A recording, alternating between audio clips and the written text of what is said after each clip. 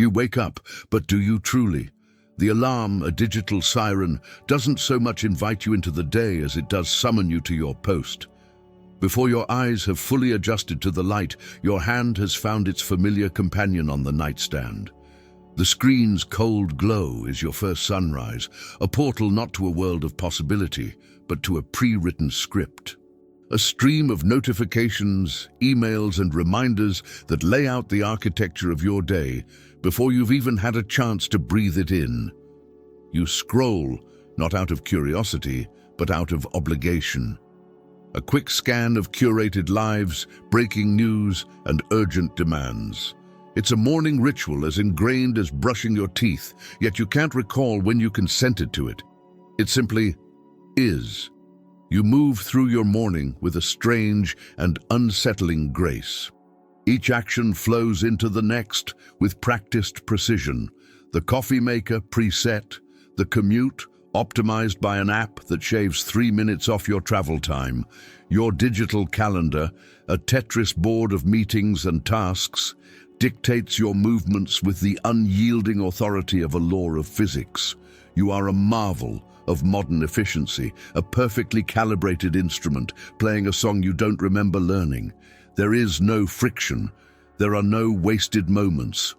And yet somewhere in the quiet hum of the machinery that surrounds you, the whir of the computer, the chime of a new message, the automated voice from your GPS, a question begins to form. It's not a loud, intrusive thought, but a faint, dissonant chord in the symphony of your productivity. Is this me? Is this intricate dance of stimulus and response, of task and completion, the sum of my existence? You are praised for your productivity, rewarded for your efficiency, celebrated for your ability to juggle a dozen streams of information at once. You have built a life of seamless integration, a personal ecosystem where work, social life, and even leisure are managed with the cold logic of a software update. You can order food, find a partner, and track your own vital signs with the flick of a finger. You have more freedom, more choice, more access to information than any human being in history.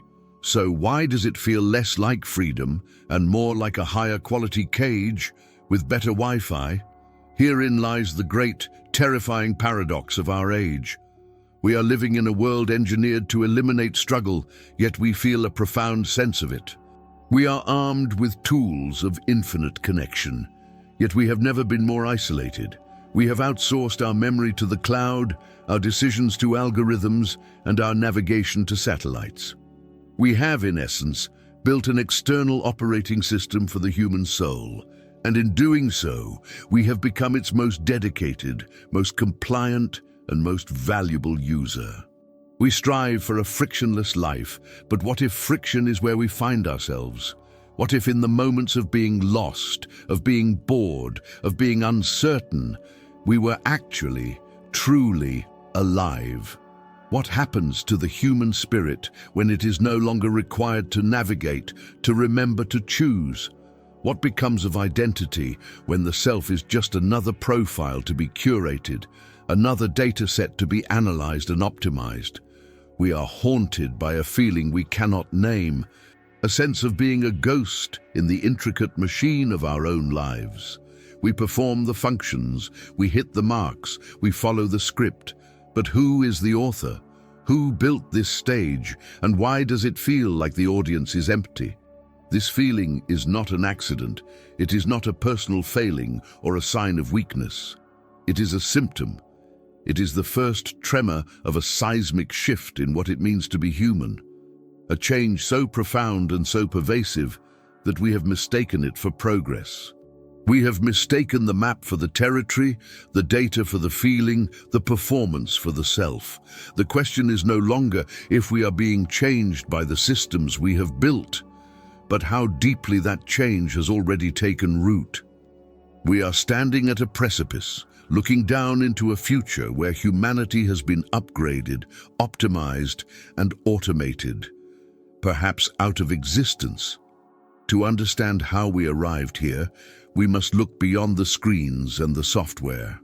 We must peel back the interface and examine the hidden code that now runs our lives. A code written not in ones and zeros, but in the ink of history, philosophy, and the deepest, most exploitable corners of our own psychology. That chilling sensation of being a ghost in your own machine, it feels intensely personal, a silent crisis unfolding in the privacy of your own mind. But it is not yours alone. You are not the first to feel this spectral detachment. You are simply living in the most advanced and perfected version of a project that began centuries ago. The architecture of your daily routine, the logic of your calendar, the very way you perceive your own worth. These were not born in Silicon Valley. Their blueprints were drafted in the hushed halls of philosophy and forged in the fire and smoke of the Industrial Revolution. This is not a technological problem. It is a philosophical one that has finally found its ultimate technology. It began perhaps with a deceptively simple and powerful idea from the philosopher René Descartes. I think, therefore I am. In that moment, humanity was seemingly elevated. The mind, the rational, logical, thinking self, was crowned king. But in separating the mind from the body, we inadvertently demoted the body to a mere vessel, a piece of biological hardware that executed the mind's commands. Your body, with its messy emotions, its unpredictable pains, its inconvenient needs for rest, became a machine to be managed, a problem to be solved. This was the first great schism. We divided the self, and in doing so we created a ghost and a machine, and then spent the next 400 years trying to perfect the machine while wondering why the ghost felt so empty. This philosophical blueprint was made terrifyingly real by men like Frederick Winslow Taylor at the dawn of the 20th century. Taylor walked into factories and saw not men, but systems of inefficient, fleshy components. With his stopwatch and his charts, he launched the era of scientific management, breaking down every human action into its smallest, most measurable, and most controllable parts.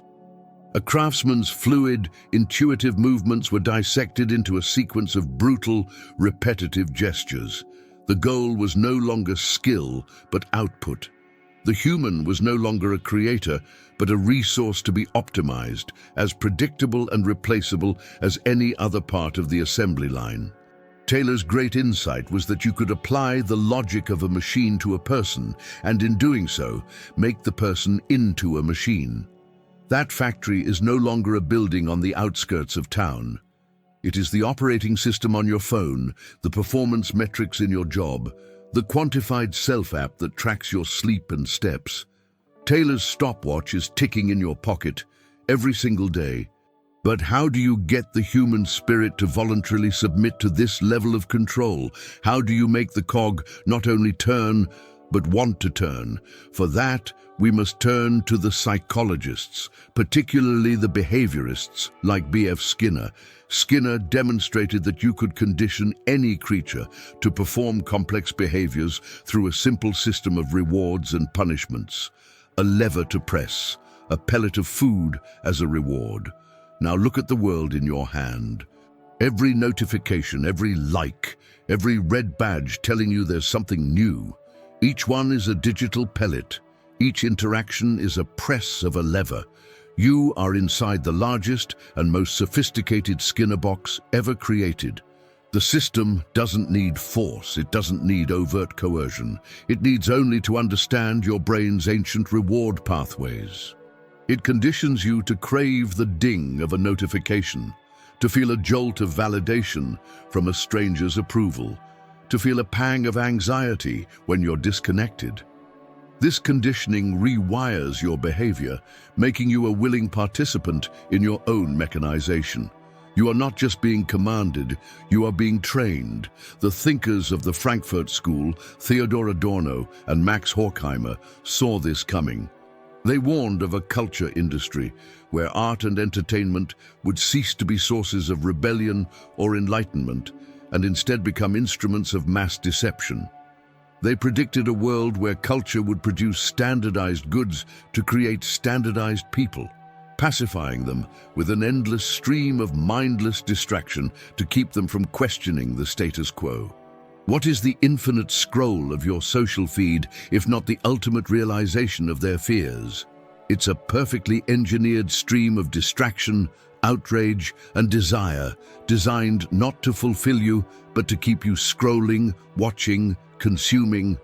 Too busy to notice the walls of the factory closing in around you, it creates a state of perpetual, low-grade hypnosis, making you a docile consumer and a compliant worker.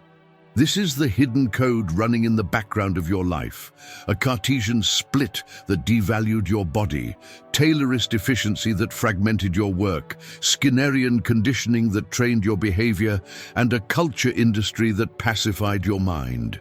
Each of these forces on its own was powerful, but woven together into the fabric of modern digital life, they have become an invisible prison. They dictate not just what you do, but how you feel about what you do. They create a world where your value is measured in productivity, your relationships are measured in engagement metrics, and your identity is a profile to be managed. This system thrives by convincing you that the machine is you, that its goals are your goals. And the true, unseen consequence of this grand merger is not just that we are acting like machines, it's that we are beginning to think like them. The logic of the system is beginning to overwrite our own. The idea that the system's logic is overwriting your own is not a metaphor. It is a neurological reality. Your brain, the most magnificent and adaptive organ in the known universe, possesses a quality called neuroplasticity. It is not a fixed object, but a dynamic living map that is constantly being redrawn by your experiences, your thoughts, and your habits. Every time you choose the quick dopamine hit of a notification over the slow, deep work of reading a book, you are not just making a choice.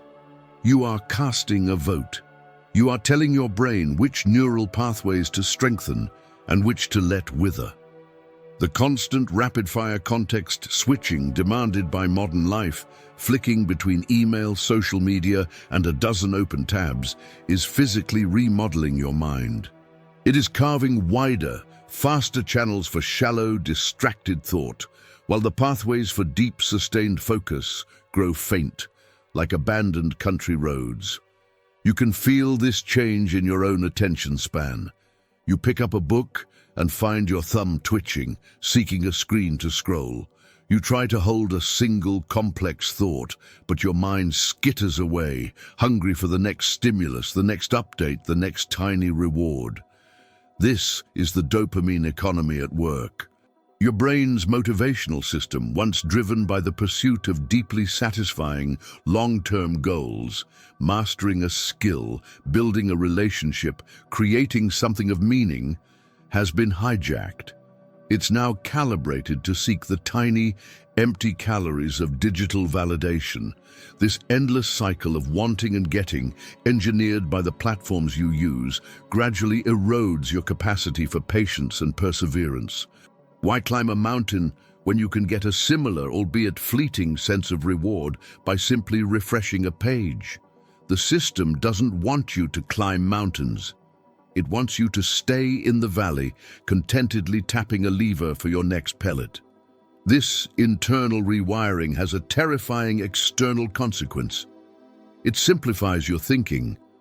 The digital world is built on a binary foundation of ones and zeros, of true and false. This is the native language of the machine, and you are becoming a fluent speaker. The algorithms that govern what you see are not designed to present you with nuance or complexity. Nuance is inefficient. It doesn't generate clicks or provoke strong, immediate reactions. Outrage, however, is immensely profitable, and so your information diet becomes increasingly polarized. You are fed a steady stream of content that confirms your biases and demonizes the other side. Subtlety is replaced with certainty. Compassion is replaced with judgment. The world, in all its beautiful, messy, contradictory glory, is flattened into a simple, two-dimensional conflict: us versus them. You are being trained to abandon the difficult, empathetic work of understanding for the easy, satisfying rush of condemnation. In this optimized world, you are also being robbed of one of humanity's most essential tools for discovery: getting lost. Your GPS always shows you the fastest route, eliminating the possibility of a wrong turn that leads to a place you never knew you needed to find. Your recommendation engines build a comfortable cocoon around you, serving you the music, movies, and ideas that are just like the ones you already like. This is the great irony of the age of information. You have access to everything, but you are algorithmically guided into a smaller and smaller corner of reality. This is the death of serendipity, of the happy accident, and with it comes the erosion of intuition, that quiet, inexplicable gut feeling. You are taught to distrust any form of knowing that can't be backed by data or verified by a search engine. Your own internal compass, honed by millions of years of evolution, is dismissed as anecdotal and unreliable. You are being taught to trust the machine, even when it contradicts the wisdom of your own body and soul. The most insidious consequence, however, is the creation of the performance self. You now live with the constant humming awareness that you are potentially being watched, judged, and rated at all times. Not by some shadowy government agency, but by your friends, your colleagues, your family, your followers. Every post is a press release. Every photo is an advertisement for a life well lived. You become the tireless curator of your own museum, carefully selecting which artifacts to display while hiding the messy, vulnerable, authentic self in the basement. This creates an unbearable chasm between who you present yourself to be and who you actually are. The result is a pandemic of quiet anxiety, a pervasive feeling of being a fraud in your own life. You smile for the camera while your spirit is screaming because the performance must go on. These are not trivial side effects. This is the silent, systemic erosion of what makes you human. Your focus, your patience, your capacity for nuanced thought, your ability to discover the unexpected, your trust in your own intuition, and your freedom to be authentically, imperfectly yourself. These are the casualties. The trap is no longer an external system of control. It has become an internal one. The code has been installed. The machine is not just in your hand, it is in your head. Recognizing the depth of this infiltration is not a cause for despair. It is the necessary, terrifying, and ultimately empowering first step towards staging a rebellion. It is the moment you realize the prison door has been open all along, but you have to choose to see it before you can walk through it. To see the prison door is one thing. To walk through it requires an act of radical rebellion. But this is not a rebellion of clenched fists and shouted slogans. It is a quiet, internal revolution. The system you are caught in is not a physical fortress you can lay siege to. It is a system of logic, a set of values, a way of being that you have been trained to accept as normal. Therefore, you cannot fight it on its own terms. You cannot out-optimize the optimizer or become more efficient than the machine. The only way to win is to refuse to play the game, to choose a different one entirely. The great, counterintuitive secret to breaking free lies in a single forbidden word: friction. Modern society sells you a vision of paradise as a frictionless existence. Instant delivery, one-click ordering, seamless integration. But a life without friction is a life without traction. It is a smooth, sterile, featureless landscape where nothing can ever take root. The first act of your revolution is to consciously and deliberately reintroduce positive friction into your life. This is not about making things difficult for their own sake. It is about choosing the path that requires more of you and therefore gives more to you. Put away your GPS and try to navigate by memory or by the sun. You might get lost, yes, but in getting lost, you will be forced to look up, to pay attention, to ask a stranger for directions, to be present in the world in a way an algorithm can never be. You will reawaken the dormant navigational hardware in your brain and rediscover the joy of serendipity. Choose to read a difficult book. Not a summary, not a list of key takeaways, but the dense, challenging text itself. Wrestle with its sentences. Argue with the author in the margins.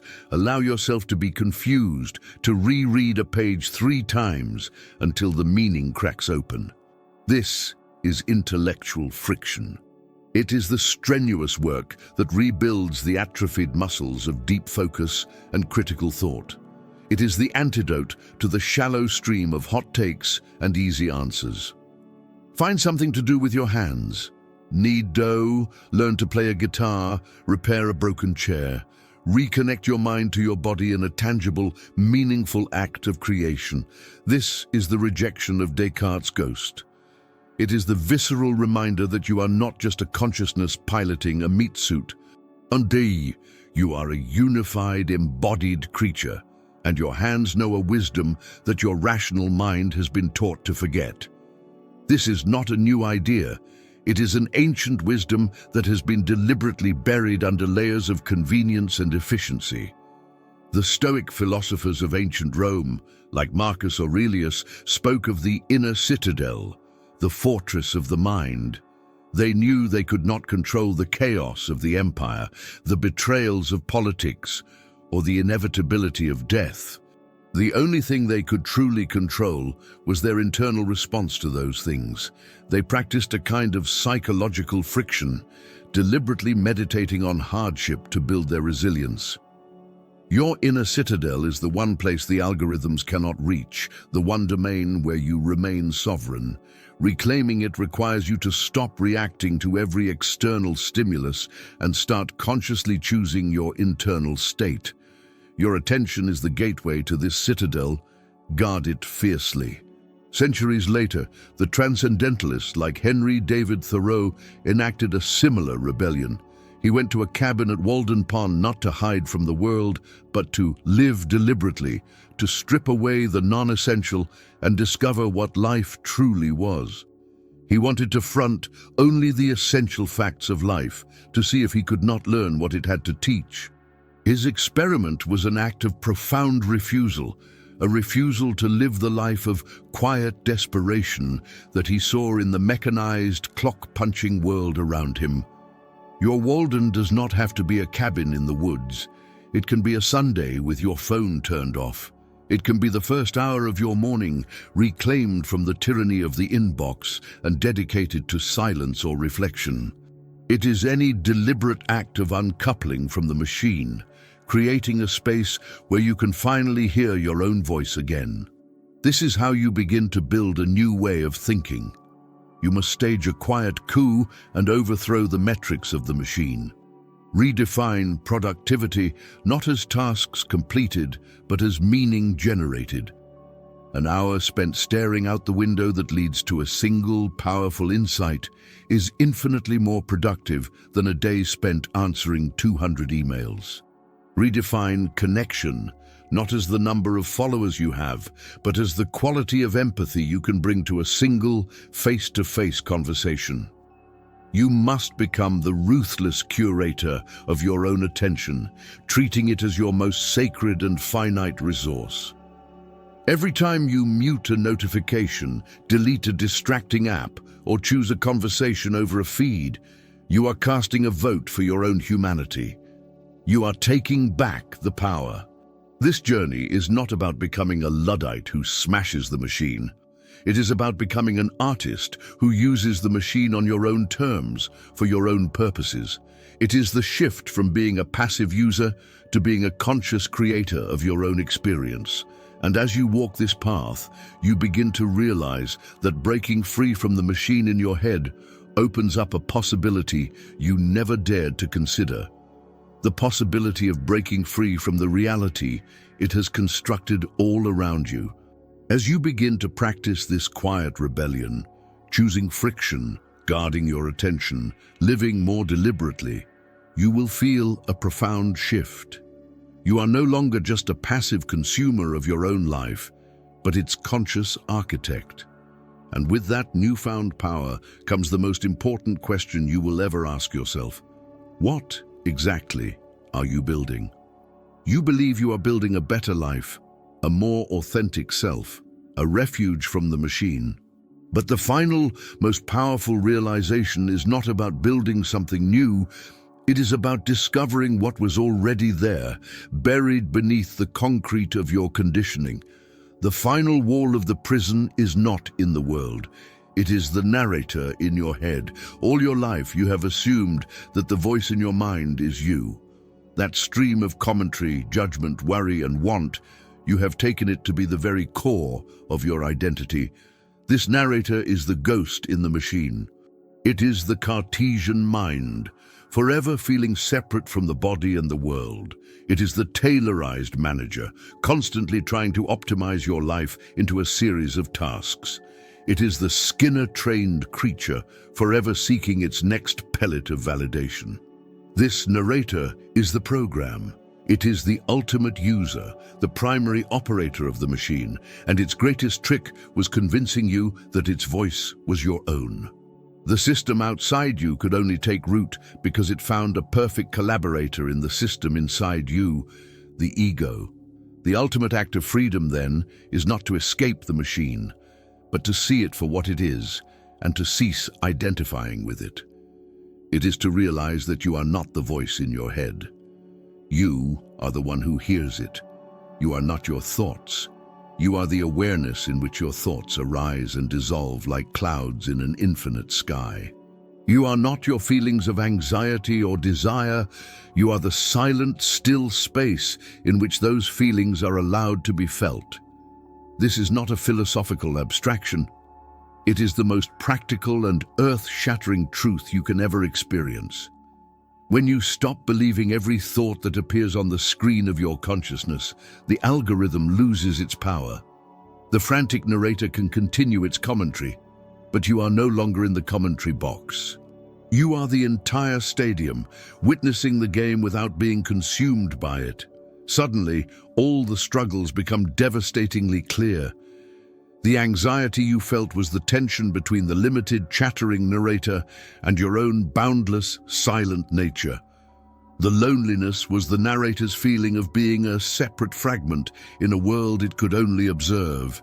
The addiction to productivity and validation was the narrator's desperate, unending project to prove its own existence, to justify its purpose, to win a game that was never real. You were trying to find happiness by giving more power, more freedom, and more tools to the very part of you that was incapable of experiencing it. You were giving water to a ghost. Living from this place of awareness changes everything. It doesn't mean you become a passive observer, detached from life. On the contrary, you become more deeply engaged with it than ever before. You act not from a place of frantic calculation or conditioned response, but from a place of deep, intuitive knowing. It is the difference between a machine playing chess by analyzing millions of moves and a human grandmaster who simply feels the board, who moves with a grace and wisdom that transcends logic. You begin to trust the intelligence of your body again. You stop living your life as if it were a problem to be solved and begin experiencing it as a reality to be inhabited. The need for constant optimization falls away because you are no longer trying to get somewhere. You are already here. This is the great work of our time, to turn inward, to find the silence beneath the noise, to perform the simple, revolutionary act of observing your own mind without judgment. This is the path back to the self that the machine tried to make you forget. This channel exists to explore these forgotten places, just as we might investigate the overgrown ruins of a place like River Country or Discovery Island, haunting reminders of a future that was promised but abandoned. We must also explore the abandoned landscapes of our own inner worlds, We must become archaeologists of the self, digging for the authentic humanity buried beneath the rubble of the digital age. So the final call to action is not to throw away your phone, but to begin this inner journey. Take a moment, close your eyes, listen to the frantic narrator in your head as it plans, worries, and demands. But this time, listen to it as you would listen to the sound of traffic outside your window. A noise that is happening, but a noise that is not you. Ask yourself a simple question and do not rush to answer it with a thought. Instead, just feel into the space it creates. Who or what is the one that is aware of all this? The machine was designed to make you a predictable user, a controllable component, but it made a fatal error. It forgot what you truly are. You are not the ghost. You are not the machine. You are never just a user. You are, and have always been, the entire system. What will you do now with all of that power?